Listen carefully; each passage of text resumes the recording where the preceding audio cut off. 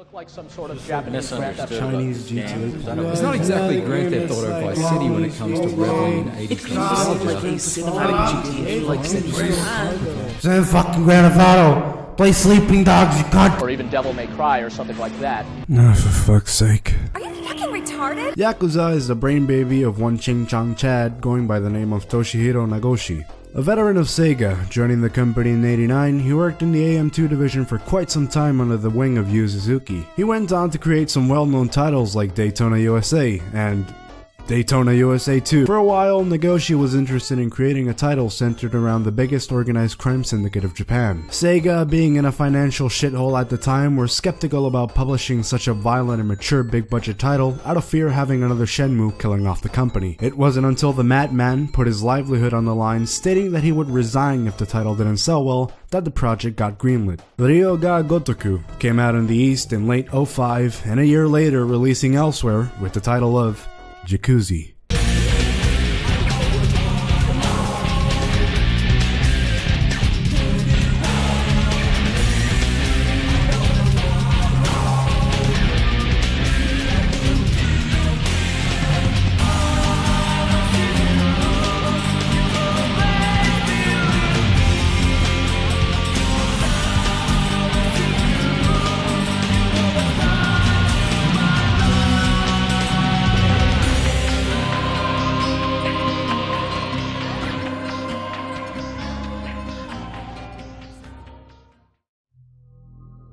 Kazuma Kiryu was a man who appeared to have it all. A well-respected Yakuza member and a somewhat celebrity around town dubbed the Dragon of Dojima. He was aiming high with plans of starting his own Yakuza family and getting the cutie girl of his dreams, Yumisa.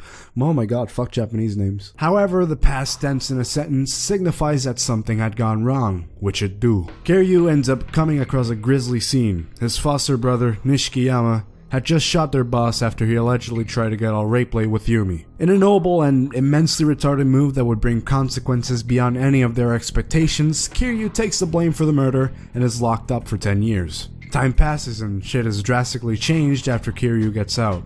Yumi is missing, Nishiki is now the head of his own family, and the entire Tojo clan is on their hunt for the 10 billion yen that was stolen from them. While investigating, Kiryu finds a lost little girl, befriends her, and starts looking after her.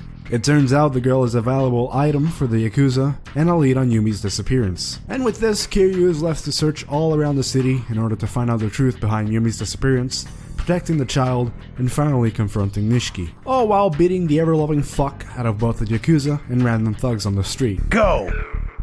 Kill this arrogant motherfucker! When bringing the new IP overseas, SEGA decided to give it the high-quality PS2 dub that it deserved. While a standard practice with almost every Japanese game, it's something to note here since every title after the first opted for subs instead. The dub ain't half bad, although it drops hard on occasion. That PS2 Jap to America stank rears its meaty cockhead, bringing along some awkward deliveries, inexplicable pauses in dialogue, and mute mouth flaps. Kiryu's VA sounds like he's holding a piss and a shit at the same time in an attempt to sound stoic, and it devalues every single emotional scene in the game. The one taking the cock ring though is the rampant amount of French used in almost every scene. I'm aware that the originals weren't that clean with their script either, but you can only spout the fuck word a number of times until it starts to come off as pandering to teens and dads insecure about their masculinity. Some pretty big names were involved in the dub, like Michael Madsen as Shimano, and Marcus Hamill of tit-drinking fame voicing Mad Dog Majima. Despite its dumpster fire status, there's a part inside of me that would have loved it if future titles kept the shit show going on just for pure novelty, really. Yakuza is a linear and story-heavy game with a decent-sized hub world to explore and goof around in the form of Kamurocho. This PS2 adaptation of an actual real-life location in Tokyo feels cozy as fuck to walk around in. The low-res signs and billboards, coexisting with the static bloom of the neon lights, hovering above the jaggy streets all filled with low-poly copy-pasted grunting pedestrians barely audible by the 2-second loop of city ambience washing over them, is mad atmosphere. Please be patient. I have autism. Weather changes are so cool. There's a snow Christmas. What do in city is a whole nother list. Story missions take place and contain areas around the town, but you have to bounce around location to location all the time. In between these, you can choose to do a number of side activities at your leisure. Minigames in the first installment are limited to gambling, batting cages, gambling, crane machines, chatting up cuties at hostess bars, gambling, and oh god please, oh whatever you do, don't fucking pop a boner. Is it that good? Wow.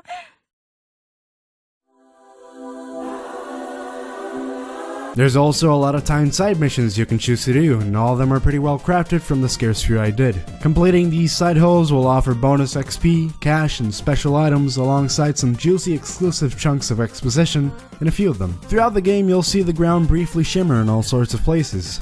Going ahead and investigating will reward you with coin locker keys that are used to unlock items and other special MacGuffins at the center of the town. Even with all the in-depth analyzing you can be doing, it's still pretty apparent that the first iteration of Kamurocho is a pretty bare bones one when compared to later entries. Going back and forth the city without anything to do is boring and tedious, and tossing random encounters with street tugs and loading screens can trash the pacing of the game completely. Beat 'em up in gameplay is a real basic bitch to get around. You expectedly do combo by mixing light and heavy attacks for different results. Block and dodge to avoid being ping-ponged around by a bunch of wooden katanas, grab enemies to either punch them more intimately, bash their skulls against a wall, throw them off a railing, or toss them around to topple over enemies for crowd control. There are also random objects you can pick up in these small arenas, ranging from traffic cone to gun with a single bullet to do more damage or cooler finishers. What the combat really evolves around is the heat gauge. Aside from the cathartic as fuck punch prompts you get, certain combos and stat upgrades don't take effect until your heat is charged all the way up.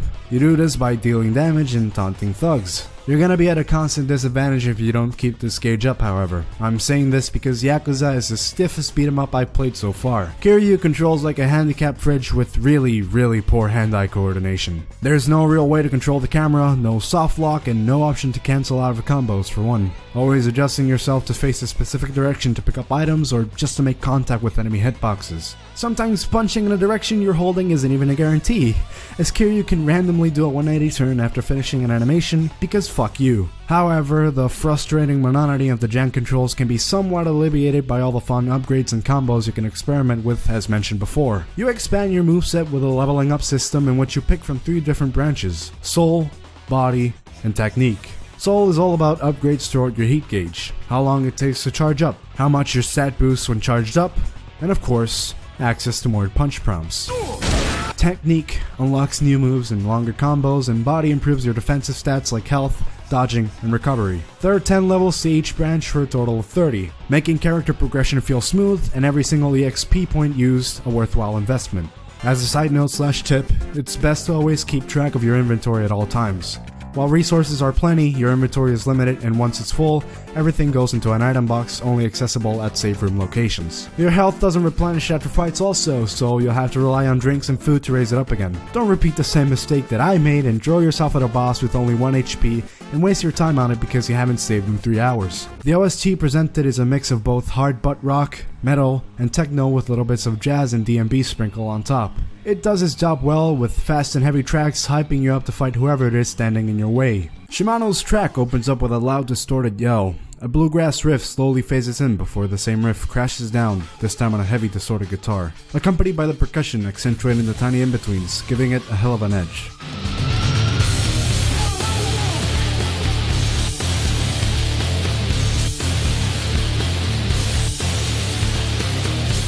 The track breaks down in the middle with some quick drum rolls and muted scratching before coming back together.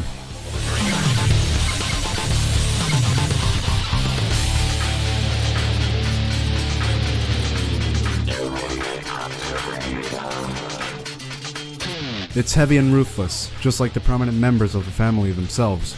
Nishiki's track is somewhat similar, but with a little bit more flair that's fitting to his character. The track opens up with a twangy distorted guitar riff that seems broken at first.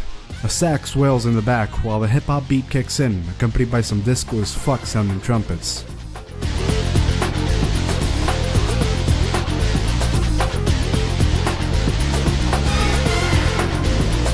The track then takes a break while the chopped up sax plays for a bit before the faster rising riff rounds it all off.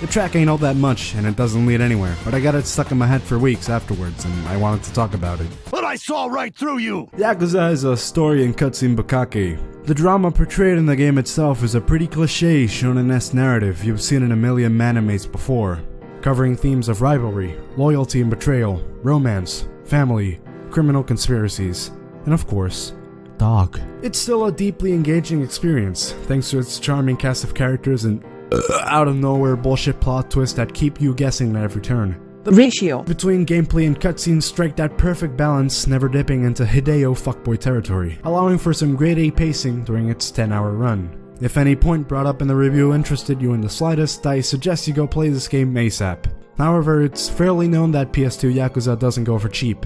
I got it for $9 at a flea market, so you can all suck my dick. If you're a cheap kike or a Christian fag against emulation, then there's Kiwami, the complete remake with added scenes, minigames, and an actual functioning combat system. While seeming like a major improvement, it feels more like a repack of Yakuza 0 rather than the OG Yakuza from what I played. I don't really care though, as long as you go and check out any of these games in this magical series.